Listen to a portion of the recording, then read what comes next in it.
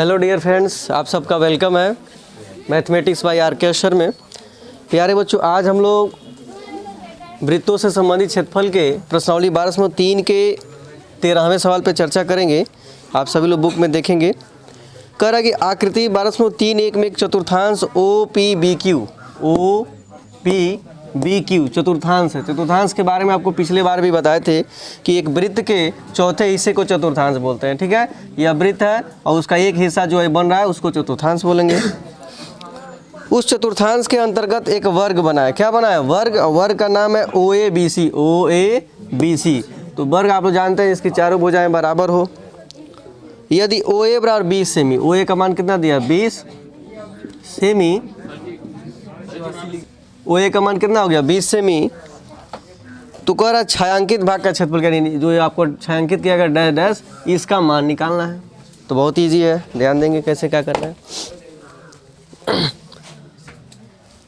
पहली बात को, मैथ में जो क्वेश्चन कह रहा है, पहले हुआ आप लोग भारी ना बना लीजिए कि क्या चीज़ कह रहा है क्या चीज़।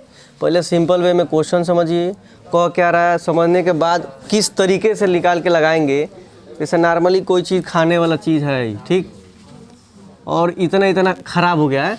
तो मान लीजिए बचपन में आप लोग भी कोई कुछ बिस्कुट चाहे कुछ ख़राब होता होगा तो कुटरिया के ख़राब का कर देते ना, आप बड़ी का नीमन का खा लेते थे। तो ऐसा होता था ना आप लोग को।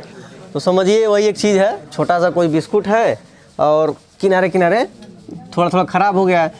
तो जो ख़राब हुआ उसका एरिया पूछ रहा है कि कितना ख़राब हुआ है। तो करेंगे क्या कि इस पूरे का एरिया पता निकालेंगे, पहले क्षेत्रफल, उसमें से वर्ग के क्षेत्रफल को निकाल कर घटा देंगे तो यही नहीं बचेगा। तो वही चीज़ निकालना है सीधे। अब उसको निकालने के लिए ध्यान देंगे, वर्ग की भुजा यानी स्क्वायर के जो साइड है ओ ए, ये 20 सेमी दे दिया है। करना क्या है, सबसे पहले यह आपका एक चतुर्थांश है और चतुर्थांश का क्षेत्रफल के लिए 1/4 पाई आर स्क्वायर होता है। तो 1/4 पता है, पाई का भी मान पता है, आर का मान इसमें नहीं दिया हुआ है, त्रिज्या का मान दिया हुआ है नहीं। और इसमें त्रिज्या होगा क्या? यही ना आपका त्रिज्या होगा ओ ए। अब यही त्रिज्या निकालना है। कैसे निकालेंगे? जो मैंने डैश डैश किया, एक मान लीजिए रेखा हो गई, और ये इस वृत्त यानी किसी भी वर्ग में अगर आपको तिरछा तिरछी दोनों लाइन जोड़ते हैं उसको विकर्ण बोलते हैं, डायगोनल। ठीक है, अब यह विकर्ण सिंपल हम ओ ए बी ले तो त्रिभुज बन रहा है। क्या बन रहा है? और इस त्रिभुज में ओ बी क्या होगा? कर्ण होगा। समकोण त्रिभुज इसको मान लेकर हम मान के ले है भाई, वर्ग का चारों कोण 90 अंश होता है। तो यह हो गया आपका लंब हो जाएगा और यह कौन हो जाएगा? नीचे वाला आधार हो जाएगा। ठीक, अब उस बेस पे पाइथागोरस प्रमेय यहाँ लगाएंगे हम। ठीक, तो ओ ए यानी पाइथागोरस प्रमेय से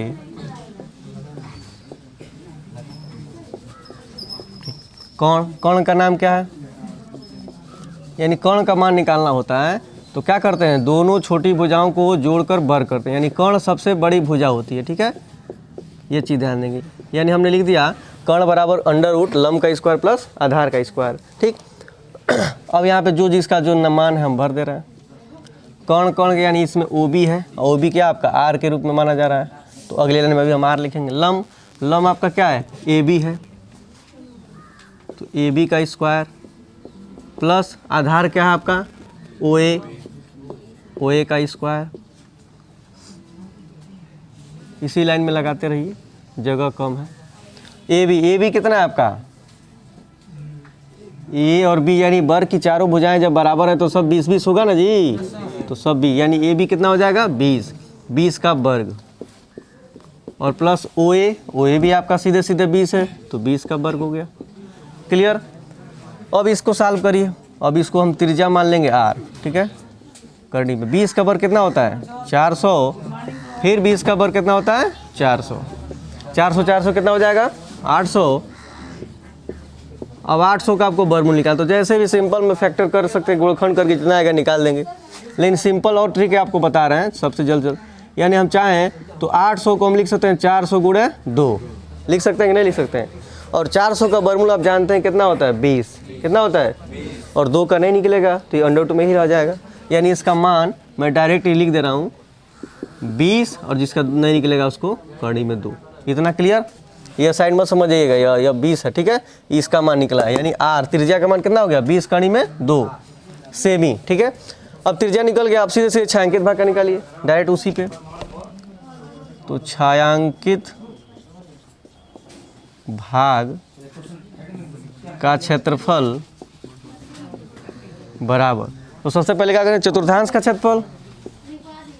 तो चतुर्थांश का क्षेत्रफल माइनस किसको घटाएंगे, वर्ग को। किसको घटाएंगे, वर्ग। वर्ग का नाम क्या है आपका, OABC। OABC का क्षेत्रफल। क्लियर। मान भरिए। चतुर्थांश क्या होता है, 1/4 पाई r स्क्वायर होता है, माइनस वर्ग। वर्ग का क्षेत्रफल क्या होता है, भुजा का स्क्वायर, यानी भुजा गुणे भुजा या भुजा स्क्वायर ऐसे लिख दीजिए। फिर यहाँ पे रखिए 1/4 पाई का मान क्वेश्चन में देखेंगे कि पाई का मान दे दिया 3.14, तो जिस क्वेश्चन में 3.14 देगा वो रखेंगे, नहीं देगा तो सीधे सीधे 22/2 आप जिंदाबाद। ठीक है, लिख दीजिएगा। अब आइए यहाँ पे क्या रखेंगे, 3.14 और r का मान हमने निकाल दिया, यानी यही आपका विकर्ण जो है r हो जाएगा। तो 20 कणी में 2 का स्क्वायर है, इसको 2 बार लिख दीजिए, 20 कणी में 2 माइनस, फिर भुजा। भुजा कितना आपका, वर्ग का 20, तो भुजा का स्क्वायर यानी 20 गुणे 20। अब आप ध्यान से आगे देखिए, कुछ कटेगा, दिख रहे 4 है 20 है, ये सीधे सीधे से कट जाएगा, 4 5 20। अब ध्यान दीजिए, यहाँ 3.14 हुआ गुणे 5 20 और कड़ी में 2 कड़ी में 2, ये दोनों का गुणा हो जाएगा। और तो किसी भी दोनों अंडर गुणा होता है तो सिंपल अंक हो जाता है, यानी 2 हो जाएगा।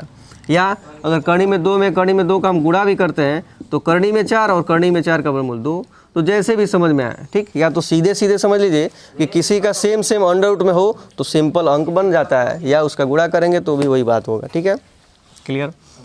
तो इतना यहाँ बच गया, 3.4 5 बचा। तो अब देखिए 20 25 इसका इसमें गुणा कर दे, 20 25 100 और कणी में 2 कणी में 2 हो गया। और यहाँ 20 में 20 का गुणा करेंगे तो कितना हो जाएगा, 400। अब गुणा करिए, 100 से गुणा करेंगे इसमें तो 2 0 2 बढ़ के यानी 314 हो जाएगा ना। और 314 में 2 का गुणा कर दीजिए, यानी 2 चौको 8 2 एकम 2 2 3 6 628 हो गया। समझ रहे कैसे दशमलव हट रहा है ना। 100 का गुणा करेंगे यार 3.14 में तो 2 0 बढ़ेगा, फिर ये दशमलव यहाँ लग जाएगा, फिर ख़त्म कर देंगे। क्लियर। ये चीज़ मैंने डायरेक्ट लिखा है, आप लोग समझ सकते हैं। और 400 घटा दीजिए, 628 में 4 जाए कितना होगा आपका, 228। अब ये क्षेत्रफल है तो हमेशा इसके मात्रक के लास्ट में सेंटीमीटर स्क्वायर लिख देंगे, ये आपका फाइनल आंसर हो गया। ठीक, तो मैथ को ज़्यादा हैवी लेकर ना लगाइए, बस क्वेश्चन को समझिए, फिगर बनाइए, क्या किस आवश्यकता पड़ रही है उनको आप लिखते जाइए, ऑटोमेटिक आपको सॉल्व करते जाएंगे, आइडिया मिलता जाएगा कैसे क्या लगाना है, तो उसको आप क्लियर कर सकते हैं। तो डियर स्टूडेंट, मुझे आशा है कि आपको क्वेश्चन समझ में आया होगा। इसको अपनी कॉपी में नोट करें, लिखें और अपने इस वीडियो को अपने दोस्तों में जो लोग सब्सक्राइब नहीं किए उनको पास सेंड करें, ताकि उनको हर सवाल लगाने के ट्रिक्स मिल सके। Okay, thanks.